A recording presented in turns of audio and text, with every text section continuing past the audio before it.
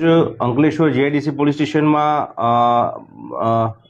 એક ગુનો દાખલ કરવામાં આવ્યો છે, જેમાં કલમ 308(2), 308(5), 352, 351(2), 351(3), 54 તથા ગુજરાત નાણાં ધીરધાર અધિનિયમની કલમ 40, 42A તથા 42DE મુજબનો આ ગુનો દાખલ કરવામાં આવ્યો છે, જેમાં હકીકત એવી છે કે જે આરોપી જે છે અફઝલ ફઝલ રહેમાન પઠાણ રહે ભરૂચ, તેઓ આ વિસ્તારમાં ભરૂચ જિલ્લામાં તથા અંકલેશ્વરના વિસ્તારમાં વેપારીઓને તથા અન્ય લોકોને ઊંચા વ્યાજે પૈસા નાણાં ધીરતો હતો, પૈસા આપતો હતો.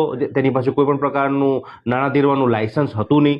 તેમ છતાં ખૂબ જ ગેરવ્યાજબી રીતે અને ઇલીગલ રીતે આ ઊંચા વ્યાજે એ પૈસા ધીરતો હતો અને એક પ્રકારની ટ્રેપ પણ ગોઠવતા હતા. અને જ્યારે પણ આ લોકો જે છે એમની મજબૂરીનો ફાયદો ઉઠાવી અને જ્યારે પણ એ પોતે પૈસા ના ભરી શકે ત્યારે તેને ધાકધમકી આપી, તેમને ડર બતાવી, તેમનો પીછો કરી, તેમના ઘરે પહોંચી જઈ તથા એક પ્રકારની પઠાણી ઉઘરાણી કરવાની ટેવ ધરાવતા હતા. અને એક રીતે જોઈએ તો ઓર્ગેનાઇઝડ વેમાં એક આ પ્રકારનો એક કારોબાર ચલાવી રહ્યા હતા, જેની માહિતી પોલીસને મળી હતી.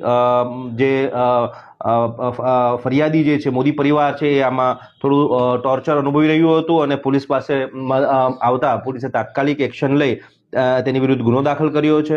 લગભગ 50 લાખ જેટલા રૂપિયા છે એ વ્યાજે આપવામાં આવ્યા હતા, જેમાં 45 મહિના સુધી લગભગ 2,15,000ના 45 હપ્તા એમ કરીને 96,75,000 તથા 15 મહિના સુધીના વ્યાજના 2 લાખના 15 હપ્તા એમ કરીને 1,26,75,000 જેટલા પૈસાનો આમાં વ્યવહાર પણ અમારા ધ્યાનમાં આવ્યો છે પ્રાથમિક દ્રષ્ટિએ.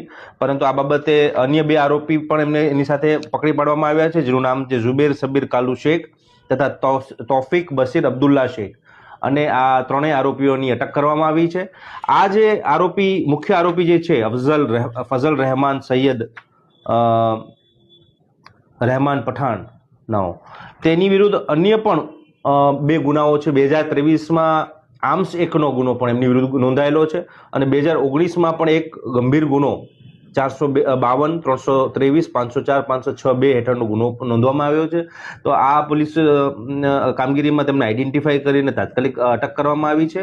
આરોપી ખૂબ રીઢા હોય અને વારંવાર ગુનાહિત પ્રવૃત્તિ કરવાવાળા હોય, પોલીસે કડક કાર્યવાહી કરી છે.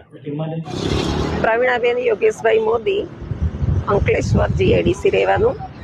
મારા હસબન્ડે અફઝલ શેખ ભરૂચનો રહેવાસી, એની સાથે લેવડ દેવડ વ્યવહાર કરેલ જે પેટે 50 લાખ રૂપિયા લીધેલા આજથી 4-5 વર્ષ પહેલાં કોરોના ટાઈમે ધંધા માટે જરૂર હતી.